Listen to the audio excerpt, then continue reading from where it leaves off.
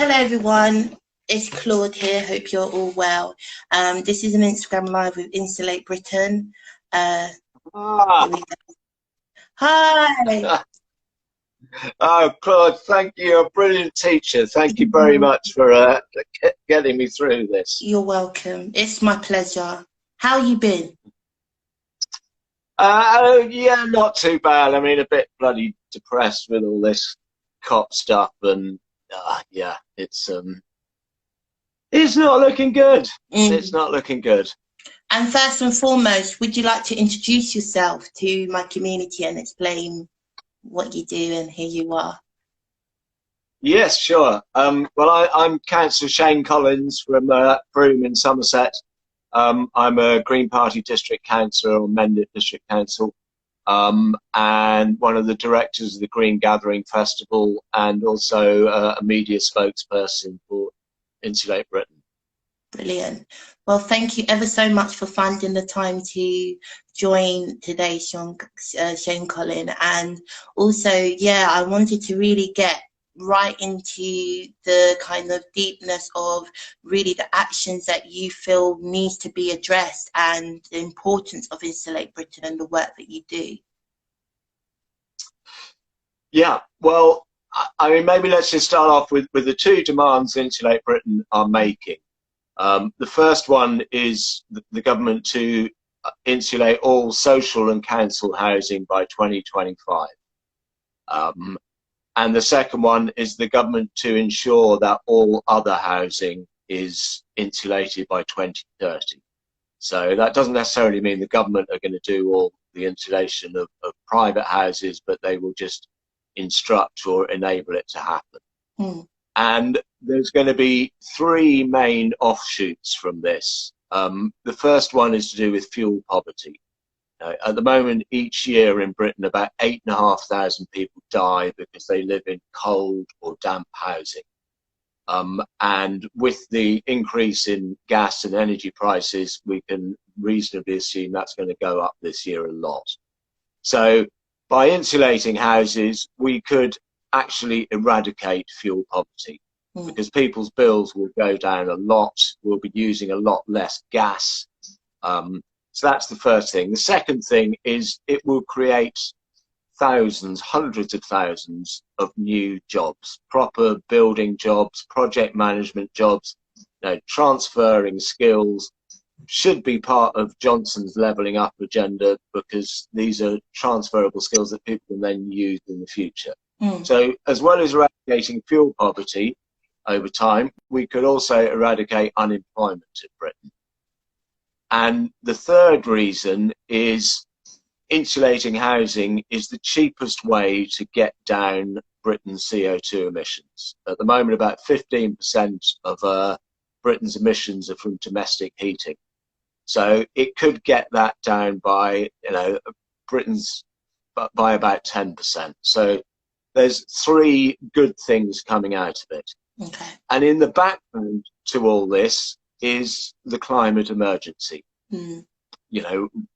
I think anybody who reads a reasonable paper or follows the news will know that we are in an emergency, and in many parts of the world the climate is starting to collapse.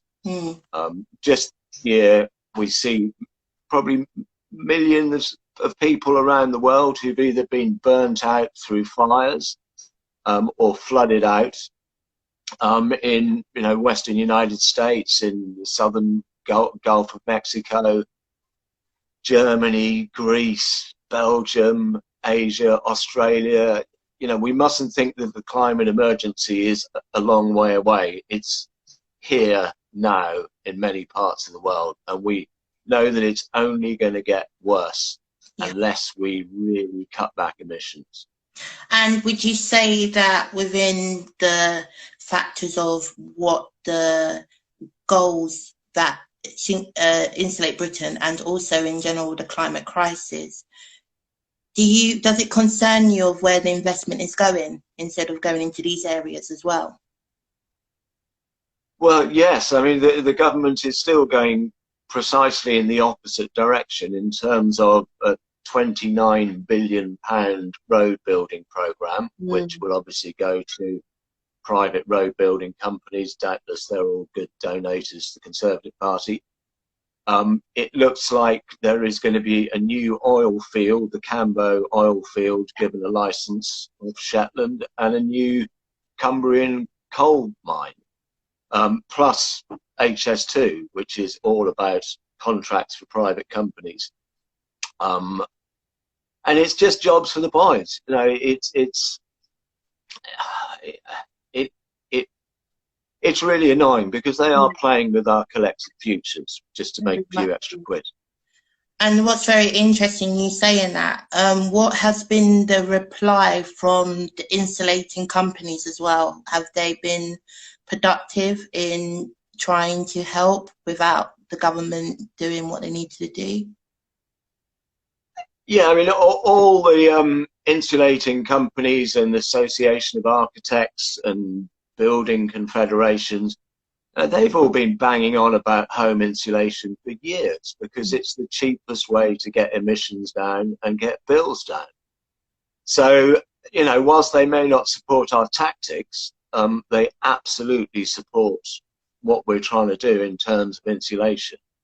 And let's remember, the government has got net zero targets by 2050, so they have to carry out this home insulation.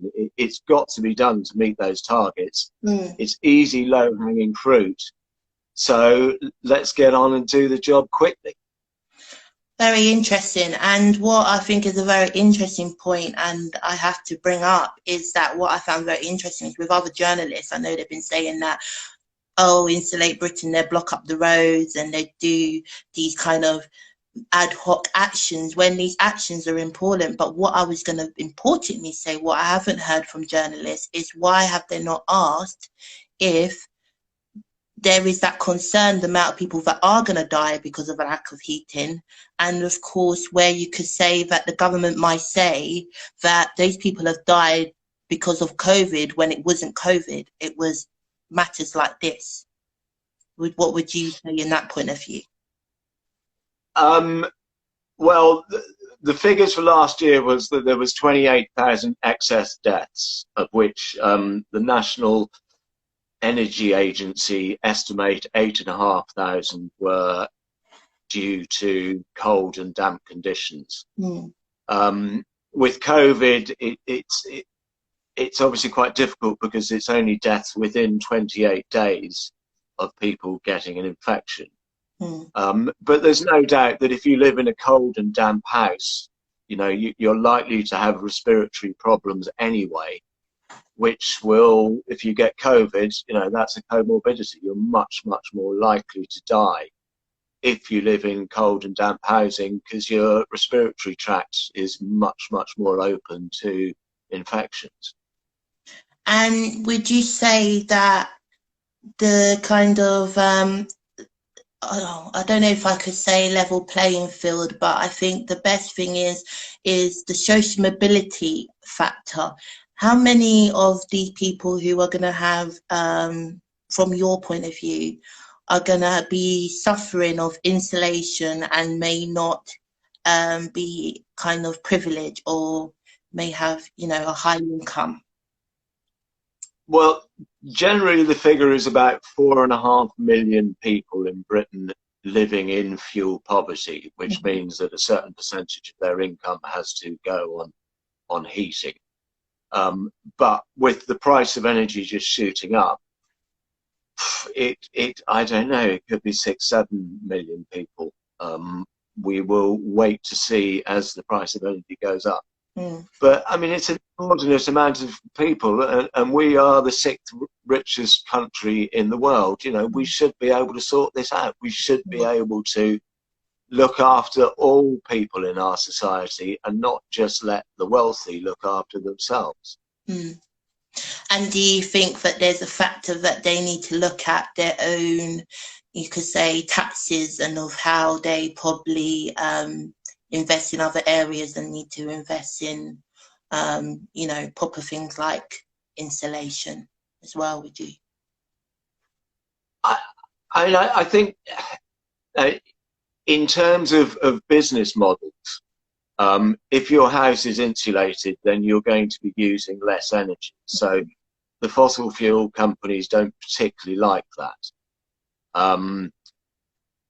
And I mean, well, as we're seeing with coronavirus, the government tends to focus on quite expensive new vaccines, as opposed to building up immunity, making sure that everybody has got good vitamin D levels, in particular in the winter where we don't get enough vitamin D from the sunshine. And you know, that's the sort of the I would have thought simply the best, but also the cheapest way to go about it. But instead, we're investing in quite heavy vaccines and medicalisation, and the same sort of thing is true for housing. If we just had properly insulated housing with ground source heat pumps and solar panels powering the heat pumps, you wouldn't really need to use virtually any energy. But obviously the energy companies wouldn't like that, although the climate would love it.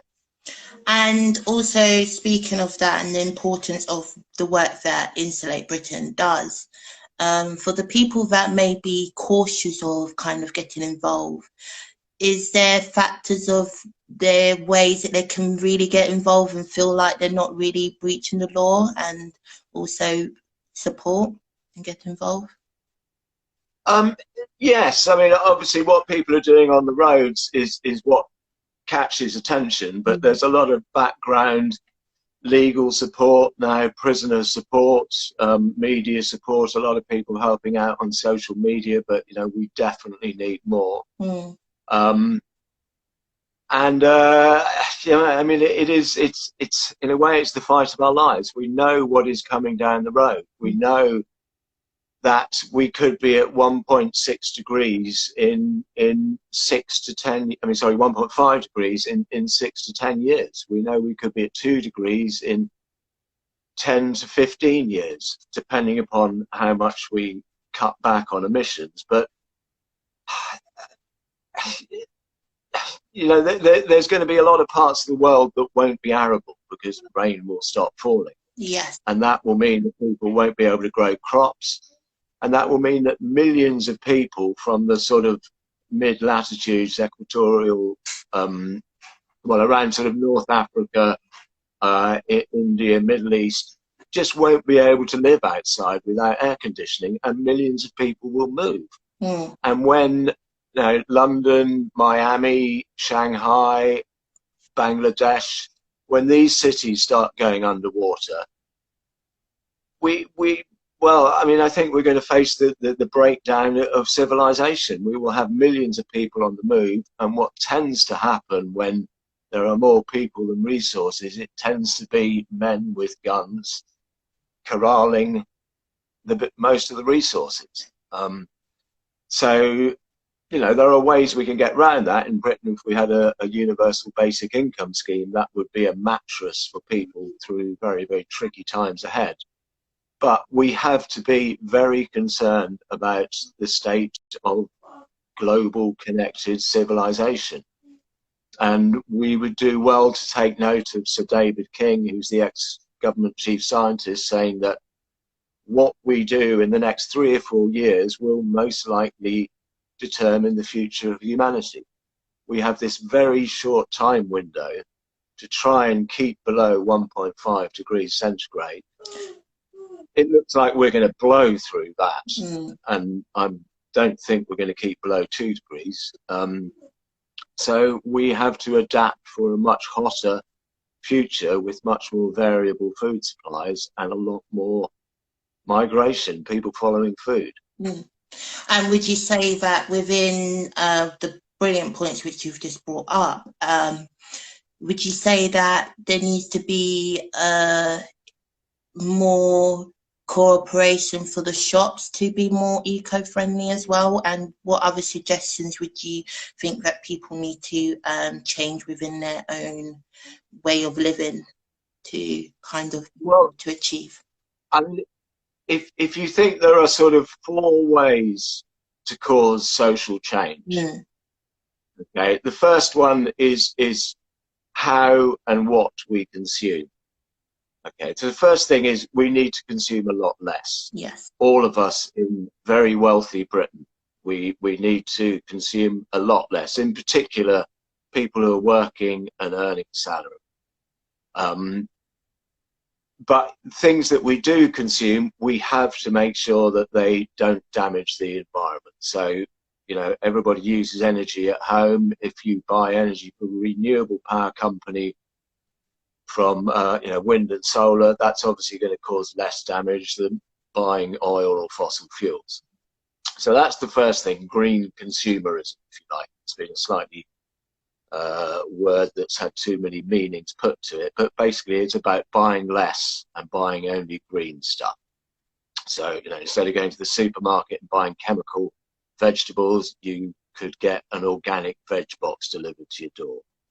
The second part of the 4 methods for social change is sort of campaigning, petitioning, getting involved with groups at a local level, whether it's, you know, your friends of the local river group, whether it's Green Party, Greenpeace, Black Lives Matter, Friends of the Earth, whatever it is, just being involved in your community. The third thing is direct action, non-violent direct action. It's got us talking about home insulation. Let's face it, home insulation has been a pretty boring subject for a long time. Very important, but not very interesting. But it's only through a lot of quite brave people sitting on the road that we brought the subject of home insulation to pretty much everybody's attention. From nobody knowing about us 3 months ago, now 70–80% of the population have heard of Insulate Britain. Most people hate us because all they know about is, oh, you sit in the road. But when they get to understand the full severity of the climate emergency and what we're actually trying to do, then support is changing and we are getting more popular. And the fourth method is electoral politics. You know, we have got to get people elected who understand climate change and can make changes at a national level. It's often non-violent direct action is the precursor to political electoral change. And I would say that individually and as a society, it's only when we're doing these 4 things together that we make social change. If you just do just elections, you know, nothing much is going to happen. If you just sign a few petitions or if you just buy green products, that on their own is not enough.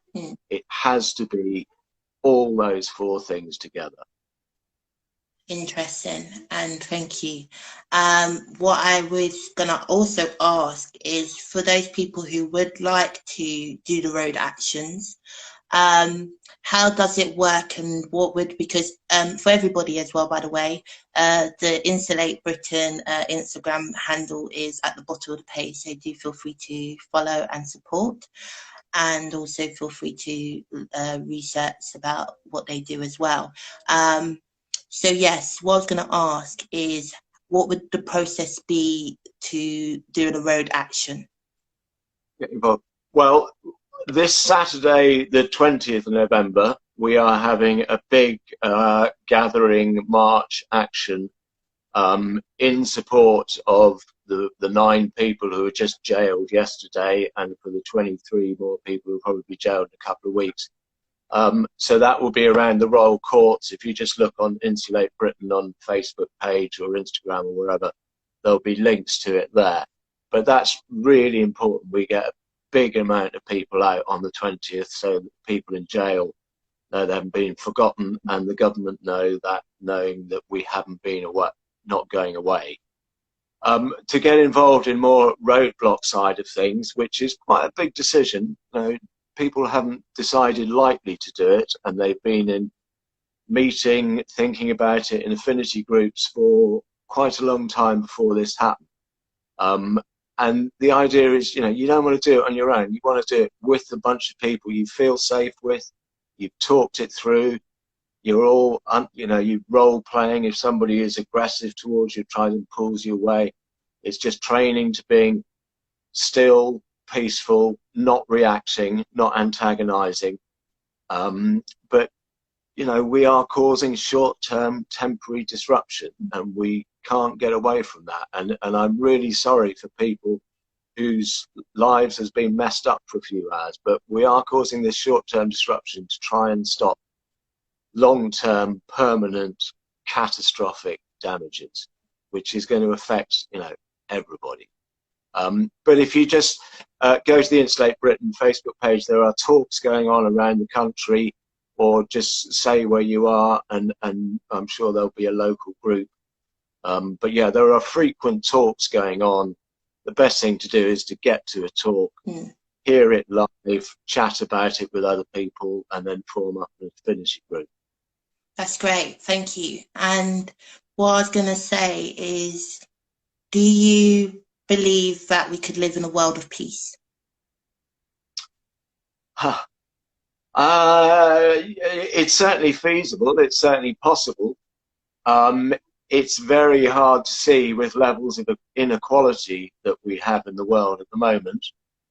And it's a sad fact of human nature. And if you look around the world where there is fighting now and civil wars, a lot of that is based on arguments over resources. Either trying to get more resources, or people struggling over not having nearly enough resources.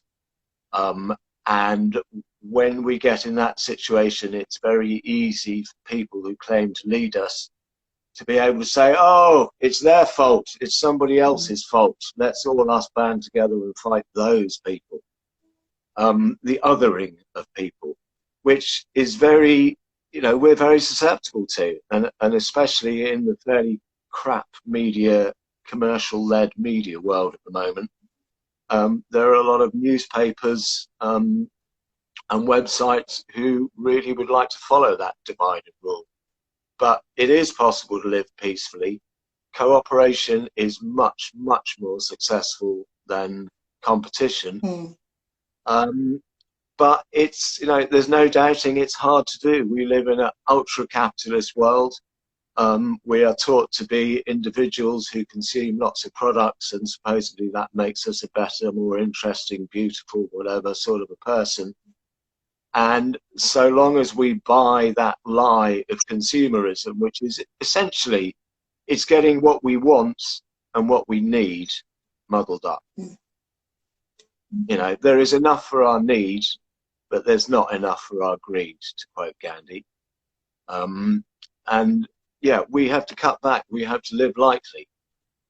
We have the top 10% of the world's population, who are the richest 10%, producing about 50% of the emissions. Wow.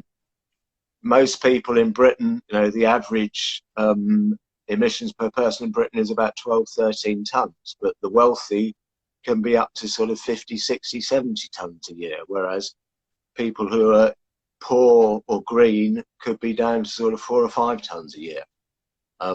So wealth is a very clear indicator of emissions. We can talk about electric cars, and we can talk about, you know, renewable energy. So it is possible to, you know, drive and live in a home without causing very many emissions, but it's very difficult, and you need to make a conscious decision to step away from the herd. Yes. To live a low carbon lifestyle. Thank you.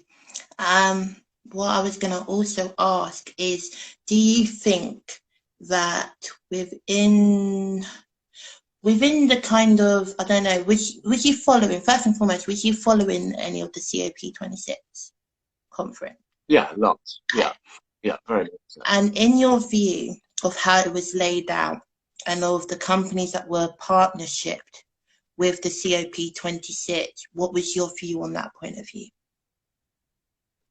I just thought it extraordinary that there was about 500 oil company executives there in the central sort of negotiating zone, which was more than the number of indigenous people there. And, you know, we've got to remember, indigenous people are protectors of the natural world. Yeah. They live in harmony with the natural world, which is a lesson we have sadly forgotten. So no, I think COP was, although fossil fuels got mentioned for the first time in the end statement, but they're not talking about stopping subsidies for fossil fuels. They're not talking about stopping new coal-fired power stations or new oil fields or new gas fields. And they're putting everything on this ridiculous idea of net zero. And it's worth reminding ourselves what net zero means. It means that we can carry on emitting CO2 and methane now in the vague hope that we will invent a technology called carbon capture and storage to suck all the emissions out of the air in the future, i.e. in our children's lifetime. So it's just kicking the can down the problem, because carbon capture and storage has been talked about for 30 years now. Yes. The best they've got is carbon capture and storage on a small power station in Canada. And what they found is that the efficiency of the power station drops about 15% because they're taking the carbon dioxide off, and there's lots of scrubbers and capturers and this sort of thing. So it's just not feasible to operate at scale. And yet we are betting the farm, we're betting the house, we're betting our future on a technology that doesn't exist. And then there's also the thing about, oh, plant more trees, that'll sort it out. So whilst we are cutting down virgin rainforest, chipping it up and putting it in Drax wood-fired power station, and then planting a few more trees and trying to make out that that is equal. And it's obviously not, because trees take 20, 30 years before they're sucking in any carbon. And it would take hundreds of years to get to sucking in as much carbon as the old growth tree that you just cut down to put in Drax. So it's rather like carbon offsetting and medieval indulgences. It's just the same. It's a rabbit pulled from a hat to enable the normal standard growth economy to carry on as is. And it's our futures they're playing with, and it is quite simply greed that is making them carry on.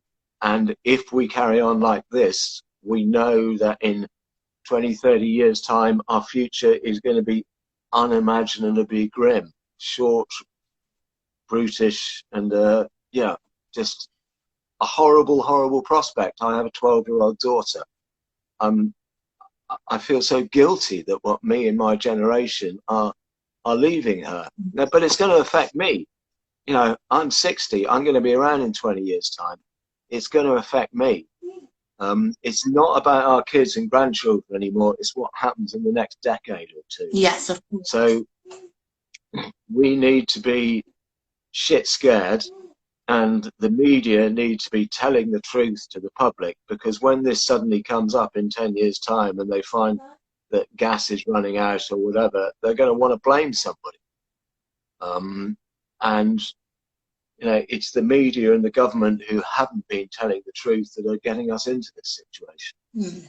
Thank you for sharing. I think what's interesting, as you was just talking about your 12-year-old daughter, was she aware, and also within education, are they aware about insulation and the importance? Do they have it, or do you believe that they should also educate them about it, because it is a factor of life? Yeah, I don't think at 12 she's really aware of insulation, and I must say I've been slightly wary of talking to her about climate change at this age. I think we'll probably wait a year or two. I mean, she knows something's bad going on, but I don't think she really wants to find out more, because quite understandably it's a pretty grim subject with no easy answers. And would you say also, another question I was going to ask, and then I will ask you one more after, but question I was going to ask is in regards to the amount of kind of reporting of, you know, saying, oh, you know, Insulate are blocking people from going to hospital appointments. Has it been very concerning that, you know, you got this insulation topic that's not being dealt with, but also on the factor that we haven't had a public inquiry in regards to COVID. And of course, it's made a challenge for activists and many other people from even the creative arts as well, but they haven't had any, you could say, questioned answered for what really was the whole pandemic scenario. Yeah, sorry, I missed the first bit of your question there. So what I was asking is do you believe that there should be more pressure on having a public inquiry in regards to COVID, which we haven't had?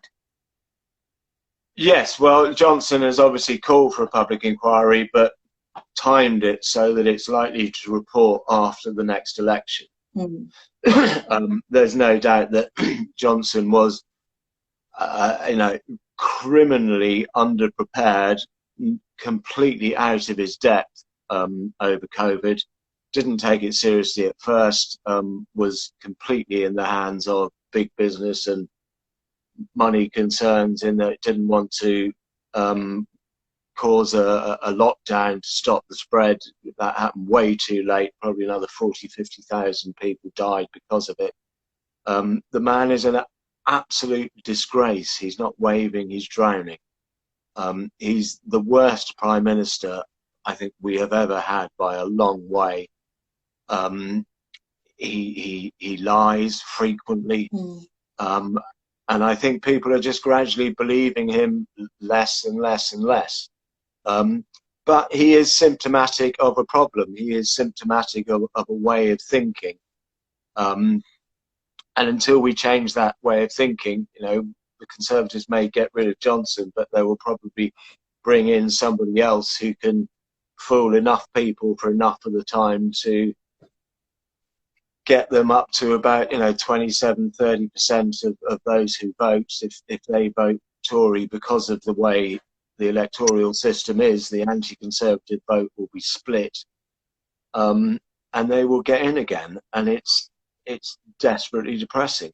Without proportional representation and without Labour being prepared to support either a progressive alliance or proportional representation, it's not a good prospect. It really isn't. So do you think that it's time for a new kind of election system? And do you think that we should either have small parties or outside parties having a look in? Yeah, I mean, we definitely need proportional representation. It's worth comparing the Green Party in the United Kingdom or in England and Wales with the Green Party in Germany. In 1989, when I started getting involved in politics, European elections there, the Greens in Britain got 15%. But because it was first past the post at that stage for European elections in Britain, we got no MEPs. In Germany, they got 12% of the vote. Because they had proportional representation, they got about 20 or so MEPs.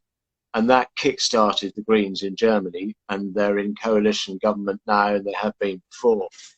But in Britain, we still have one solitary MP. I'm a district councillor, and we're getting more more councillors now. We've got about 300 or 400, but it's still a drop in the ocean. I think what we need is people out on the streets. We need to evolve this situation very quickly, because we can't really wait 3 years for another general election. It's going to be too late then. People power. So, yeah, I mean, I think we just have to get out, and whether it's blocking the roads or blocking oil companies or blocking the government, but it's getting desperate. It's getting desperate, and that's the conclusion a lot of people in Insulate Britain have come to, and they've thought through that, and that's why people are starting to go to jail, and I think there will be many more people following them.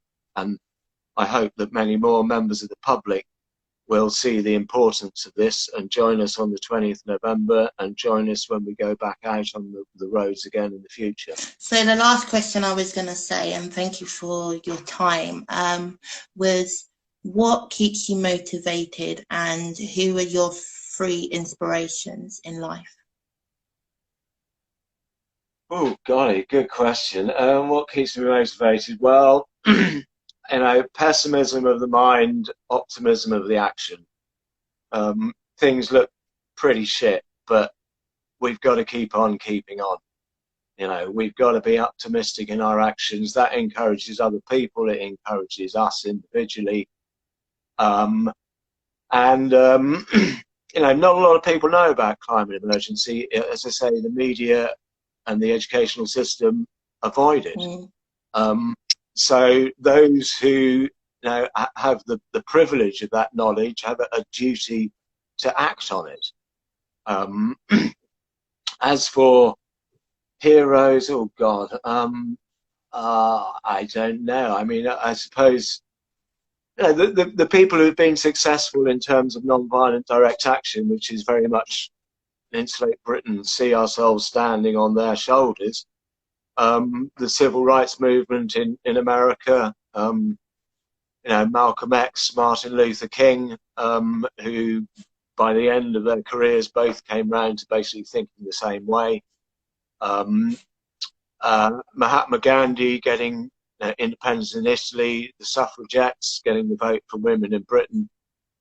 These people have all showed that peaceful direct action works. So I suppose, yeah, George Monbiot is certainly somebody I always read. Simon Fairley from the Land magazine has got a brilliant mind, who also works and, you know, acts out what he talks about and writes about. So I suppose those are 5 people, really. That's brilliant. Thank you very much for your time, and thank you for sharing. And thank you to the people who joined this Instagram live with Sean Collins and myself. Shane Collins and myself, Aquayemi-Claude, Garnet Akinsanya. This is the Claudes SEN Law campaign interview Instagram, and this will be available for rewatch on Instagram TV. And it was a pleasure to have you on. Thank you. And do feel free to check out Insulate Britain, which you can see in the pin and also at the top. And see you all next week, everyone. Thank you. Great. Thanks, Claude. Good evening. Bye. Thank you for having me on. Really good. Thank you. Bye.